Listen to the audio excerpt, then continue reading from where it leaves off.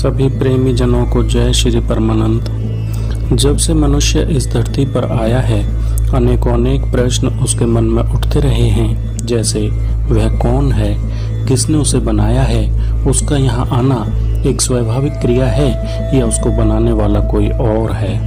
यदि उसको बनाने वाला कोई और है तो इसके पीछे उद्देश्य क्या है। इन्हीं सभी प्रश्नों को लेकर गुरु महाराज से प्रार्थना की तो यह इस चैनल के बनाने का उद्देश्य सिद्ध हुआ। आप सभी से प्रार्थना है कि स्वयं के कल्याण के लिए चैनल को सब्सक्राइब करें तथा अन्य औरों के भले के लिए शेयर अवश्य करें। जय श्री परमानंद। गुरु महाराज, मुक्ति एवं मोक्ष में क्या अंतर है? मुक्ति और मोक्ष में केवल शब्दों का भेद है। जो मोक्ष है उसी को मुक्ति कहते हैं और जो मुक्ति है वही मोक्ष है। मोक्ष का अर्थ होता है मोह का क्षय हो जाना, मोह का खत्म हो जाना, मोह का नष्ट हो जाना। और सारा संसार केवल मोह के उसमें पड़ा है। मोह सकल व्याधन कर मूला, तेते उपजे नाना सूला। ये संसार में नाना प्रकार के जो कष्ट हमें प्राप्त होते हैं वो मुक्ति को न समझने के कारण होते हैं। मोह सकल व्याधन कर मूला, सारे संसार में मोह की आंधी बह रही है, बाढ़ बह रही है और इसीलिए लोग समझ नहीं पा रहे कि मुक्ति अलग है, मोक्ष अलग है। जैसे जीव और ब्रह्म को अलग कर दिया है। जीव और ब्रह्म में कोई फर्क नहीं होता है। तो मोक्ष और मुक्ति दोनों एक ही चीज है। गुरु महाराज, गुरु की आवश्यकता क्यों होती है? देखिए, गुरु की आवश्यकता तो जीवन के पग पग पे है। संसार में किसी भी कार्य को करने के लिए उस कार्य के करने वाले व्यक्ति को हमें पकड़ना पड़ता है। जो भी हम काम करते हैं, व्यापार करते हैं, बिजनेस करते हैं, खेती करते हैं, चोरी करते हैं, डकैती करते हैं, जुआ खेल, जो भी कुछ करते हैं, जो उसमें पारंगत होता है उसके पल्ले को हम पकड़ते हैं और वही हमारा गुरु बनता है। गुरु माने का मतलब होता है गुण देने वाला। तो जिस चीज का गुरु है, जेब कतरा है, कोई डाकू है, कोई मक्कार है, चोर, कोई भी उस तरह का गुरु है। अब बात रही सदगुरु की। तो सदगुरु जो होता है वो मुक्ति का दाता होता है। वो खुद मुक्त होता है, दूसरे को मुक्त कर देता है, दूसरे को मुक्त होने के तरीके बता देता है। मुक्त तो खैर सॉरी हमें ही होना पड़ेगा, वो उसके कारण बना देता है। ये आवश्यकता होती है।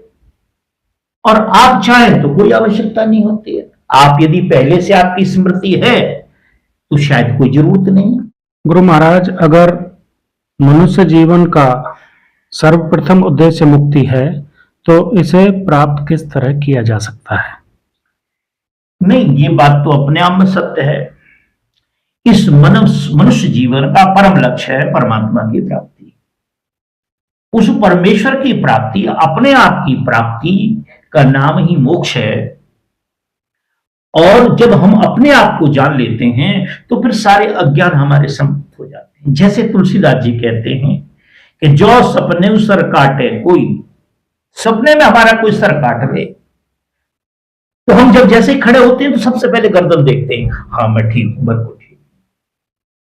तो जो सपने सर काटे कोई, बिन जागे न दूर दुख।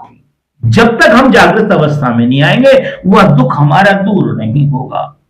तो इसमें जो मुक्ति के लिए जो इन्होंने पूछा है कि उसके लिए क्या चीज की आवश्यकता है, तो उसमें ज्ञान की आवश्यकता है, उसमें किसी संत की आवश्यकता है। पर संत की आवश्यकता है, किसी व्यापारी की आवश्यकता नहीं है। जो केवल मान प्रतिष्ठा में ही लगे हुए अभी तक,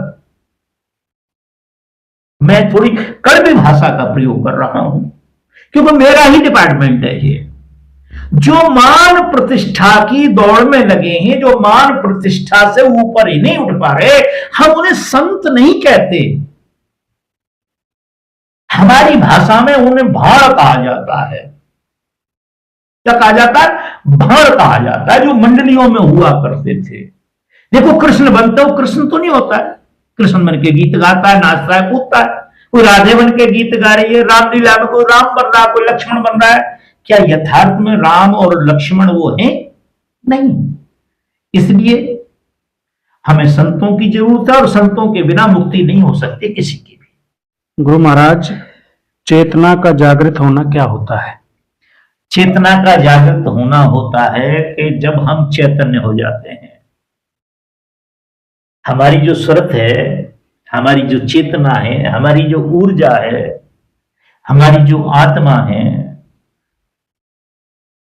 या जिसे कहें कि हम करंट कहें, उसे कहीं उसे इलेक्ट्रिसिटी कहा जाता है, जो हमें ताकत देती है, जो हमें पावर देती है, जो हमें चलाती है, जो हमें सुखी करती है। तो जैसे चेतना हमारी जागृत हो जाती है तो हमारे संसारिक सारे दुख धराशायी हो जाते हैं। तुलसीदास जी अपनी एक चौपाई में कहते हैं कि आत्म अनुभव सुख सो प्रकाशा, तब भ्रम मूल भेद भ्रम नासा। आत्मा को ही चैतन्य कहा जाता है, आत्मा को ही चेतना कहा जाता है, सुरत को ही चेतना कहा जाता है। और जब हम उस चेतना को अपनी को जागृत कर लेते हैं, सोई चेतना को जागृत कर लेते हैं, तो फिर हमारे जीवन में परमानंद ही परमानंद होता है। किसी आनंद की हमें आवश्यकता ही नहीं रहती है। गुरु महाराज, भूत होते हैं क्या? नहीं, कोई भूत नहीं होता है। भूत गुजरे हुए के लिए कहते हैं। हाँ, फिर क्या होता है? ये तो जो कर्म हमने पिछले जन्मों में किए हैं, तो जब हमारे अच्छे कर्मों का फल आता है हमारे जीवन में, तो फिर हम आनंद की अनुभूति करते हैं, बड़ा आनंद आता है। और जैसे ही हमारे पिछले खोटे कर्मों का फल आता है, तो वो जो खोटे कर्म का फल है, चाहे वो भूत बन के आ जाए, प्रेत बन के आ जाए, दैत्य बन के आ जाए, बीमारी बन के आ जाए, और भी कुछ बन के आ जाए, कर्ज बन के आ जाए, भाई बन के आ जाए, मित्र बन के आ जाए, कोई भी गाय भैंस, कोई भी हमें कष्ट पहुंचाने के लिए जो उत्पन्न हो जाता है, वो हमारे पिछले जन्म का किया हुआ खोटे कर्म का फल है। और जब तक हम आनंदित रहते हैं, तब हमारे उत्तम कर्मों के फल होते हैं, जिसे हम आनंद कहते हैं।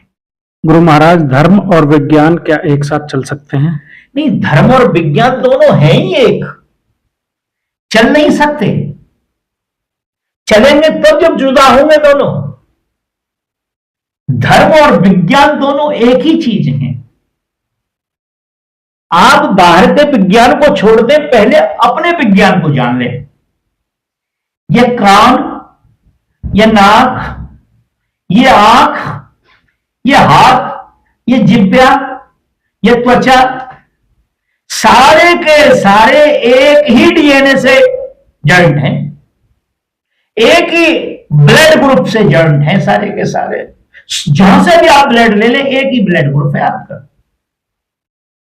मगर विचार करें विज्ञान का, आंख कान सुनने का काम करता है, देखने का काम नहीं करता है तो मांस वही, पर ये सुनने का काम करता है, ये देखने का काम नहीं करता, देखने का काम ये करते हैं। सुनने का काम ये, और टेस्ट लेने का काम जिह्वा का है। 3 काम है जिह्वा के। देखिए कितना सुंदर विज्ञान है ये।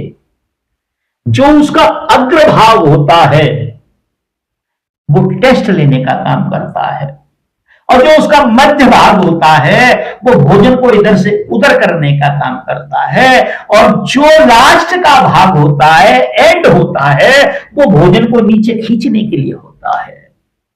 तो धर्म और विज्ञान 2 चीजें नहीं है। जो विज्ञान किसे कहते हैं? विज्ञान कहते हैं शुद्ध ज्ञान को, जिससे हम उत्पत्ति करते हैं किसी भी चीज की, जीवों को सुख पहुंचाते हैं। और जब आदमी अपने विज्ञान को जान ले, तो फिर उसे किसी दूसरे बाहरी विज्ञान की आवश्यकता नहीं रहती।